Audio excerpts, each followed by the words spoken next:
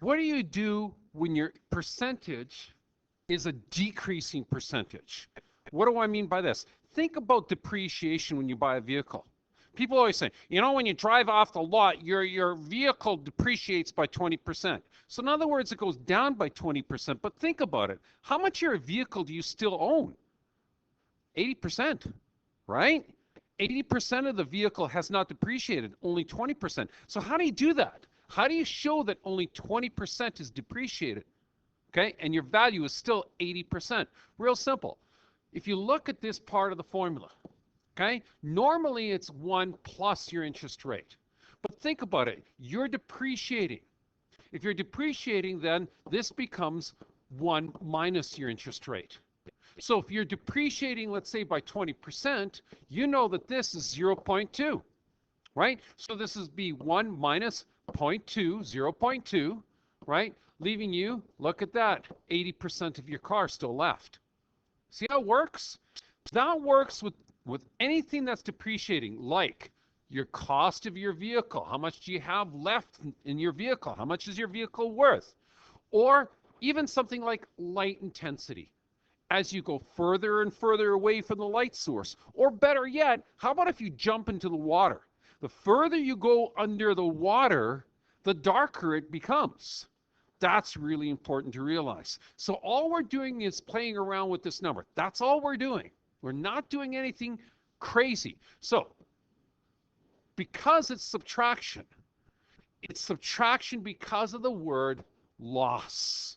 All right, let's see if we can do this question now. Look at this. It says the intensity of light below the surface of a particular light is reduced. Look for keywords like reduced by 4% for every meter below the surface. Okay, write an exponential function that models this. Sure, there's your amount of light. There's your initial amount of light, right? 1 minus 0.04 is your percent to t.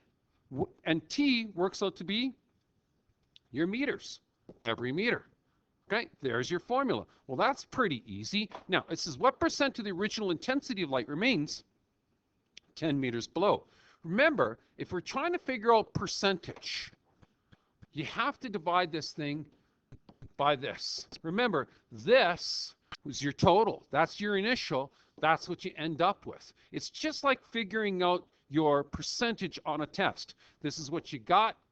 This is the total number of questions.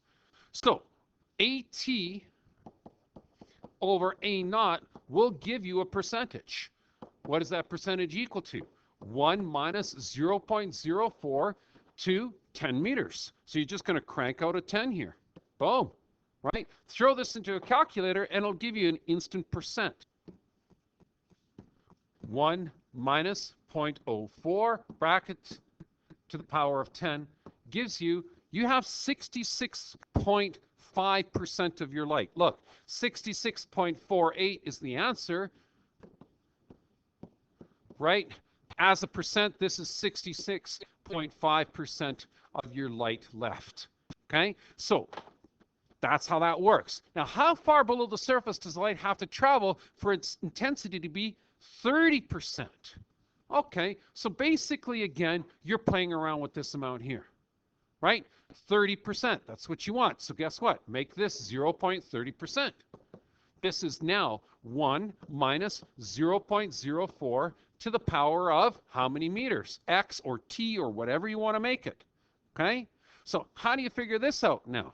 Well, it's actually pretty interesting. You can do basically a guess and check, or again, y1, y2. That's probably how I would go with this, okay? So if you simplify this a little bit more, this works out to be 0.96 to the power of x. Throw those two values in your calculator and find the intersect, okay? Here we go.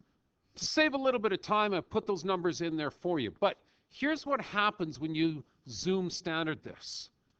You don't even see it, right? Because remember, you're dealing with such small numbers. You're dealing with 0.3, right? So what I would do in this particular case is I would make this number 1. I'd go down to my scale here. I'd get rid of the minus 10 and I'd just make it a 1. Then dealing with 0.3, think about it. My y max should just be 1 Graph it again and let's see what we look like. Now we're starting to look and see the exponential curve. Obviously, 10 isn't enough in terms of my window setting for my max, so I'm not sure. Let's go out to 50. I'm just guessing here. Let's go out to 50 and graph it. Oh, there we go. That's a nice number. Second calc, let's find the intersect 5. Enter, enter, enter, and I've got 29.49 or 29.5 meters. So you're looking at 29.5 meters. At that depth, you'll have only 30% left to the light. So it gets very dark down there quite quickly, and that's because of the fact that the light can't penetrate very well. Okay, now let's take a look at this question, something a little bit more practical. Let's talk about a car. I'm going to tell you that this car now depreciates, let me clear this out of here, depreciates by 15% every single year that you own it. Oh my goodness. So in other words, if you have a new car that's worth $40,000, I'm just wondering, when will this depreciate down to $10,000? This is going to be quite depressing for those people wanting to run out and buy a new car. This is actually very depressing. Watch this, okay? All right, so remember the formula. The formula is AT, right? Here's your initial amount. Because it's depreciating, it should be subtraction, and you're looking at 15%, which means 0.15 to the power of x. Oh my goodness gracious. Now, if you think about it, if it's depreciating by 15%, you actually have 85% of the vehicle left, right? Okay, your initial amount here was $40,000 new car. Ouch. You're wondering, how long will it take to be only worth 10,000 bucks? Wow. Okay, so guess what? Divide this by 40,000. You're going to be really depressed right away. Watch this, okay? All the zeros cancel out, right? Leaves you, guess what? The value of your car is only 1/4 of what it used to be. Sorry, 0.85 to the power of x. Again, throw that into your calculator. Let's figure this out. So just like before, I put the numbers in. Y1 is 1/4 of the value.